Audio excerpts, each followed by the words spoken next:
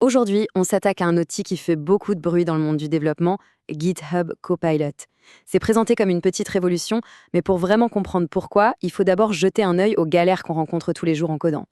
C'est une bonne question ça. On parle sans arrêt de productivité, mais qu'est-ce qui nous ralentit au fond? Quelles sont ces petites choses, ces interruptions constantes qui, mises bout à bout, finissent par complètement hacher une journée de travail? Et voilà les suspects habituels. Le changement de contexte, on connaît tous. Quitter son éditeur pour aller chercher une syntaxe sur le web. Le code répétitif, celui qu'on écrit en boucle sans réelle valeur ajoutée. Et je ne parle même pas de la sécurité ou du débogage qui peut durer des heures. Chaque point ici, c'est une perte de focus, c'est du temps précieux qui s'envole. Et c'est justement là que l'intelligence artificielle entre en scène. Mais attention, pas comme un simple gadget, non. On parle ici d'un véritable partenaire de travail. Alors voici GitHub Copilot. L'idée la plus importante à retenir, c'est ce terme, programmeur pair IA. Le concept est vraiment puissant. Ce n'est pas juste un assistant qui donne un coup de main, c'est un vrai collaborateur, intégré là où le travail se fait, dans l'éditeur de code et sur GitHub. Il est au cœur de l'action. Il faut bien saisir le bon en avant que ça représente. L'autocomplétion qu'on connaît, c'est un peu comme le T9 sur nos vieux téléphones. Ça devine le mot suivant. C'est pratique, mais ça s'arrête là.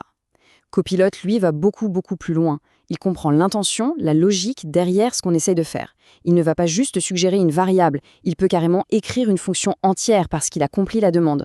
C'est la différence entre connaître la grammaire et comprendre l'histoire. Bon, c'est bien beau tout ça, mais concrètement, ça se passe comment? Comment on passe d'une simple idée, formulée avec des mots de tous les jours, à un bloc de code qui fonctionne? En fait, c'est vraiment une sorte de dialogue. Tout commence par une invite. On écrit un commentaire simple pour décrire ce qu'on veut. Ensuite, Copilot répond avec une suggestion de code, ce fameux texte fantôme qu'on peut accepter ou ignorer. Mais ça ne s'arrête pas là. On peut ensuite discuter avec lui pour qu'il explique le code, pour l'affiner et même pour générer les tests unitaires. C'est une boucle complète, de A à Z. Et cet exemple illustre ça à la perfection. Pas besoin de jargon technique compliqué. Une phrase claire, simple, comme on la dirait à un collègue, et ça suffit à Copilot pour piger la logique et commencer à proposer du code. Mais attention, réduire Copilot à un simple générateur de code serait une erreur. Son vrai potentiel, c'est qu'il s'intègre tout au long du cycle de vie du développement. La sécurité, par exemple. C'est souvent le truc qu'on vérifie à la fin. Avec Copilot, c'est différent. Il agit comme un gardien en temps réel. Il peut détecter des failles de sécurité classiques, comme une injection SQL, au moment même où on écrit le code. C'est bien plus efficace que de les chercher après coup. Ça devient une véritable première ligne de défense. Et puis, il y a cette tâche que beaucoup redoutent, la documentation. Les messages de commit, par exemple. Plutôt que de se creuser la tête, Copilot peut analyser les changements et générer automatiquement une description claire et pertinente. C'est un gain de temps énorme et ça améliore vraiment la qualité du suivi de projet. Et pour la revue de code, c'est pareil. Avant même d'aller solliciter un collègue, Copilot peut faire une première passe. Il va suggérer des améliorations, repérer des soucis potentiels, bref, il prépare le terrain.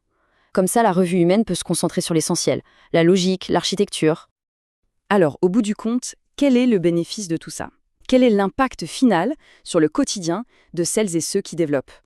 Le bénéfice ultime, il tient en un seul chiffre, 1. Une seule expérience signifiée. Fini de jongler entre son éditeur et 15 onglets de navigateur pour trouver une réponse. Tout se passe au même endroit. Et ça, c'est la clé pour rester concentré, pour atteindre et maintenir cet état de flow où on est le plus créatif. Cette citation résume parfaitement ce sentiment.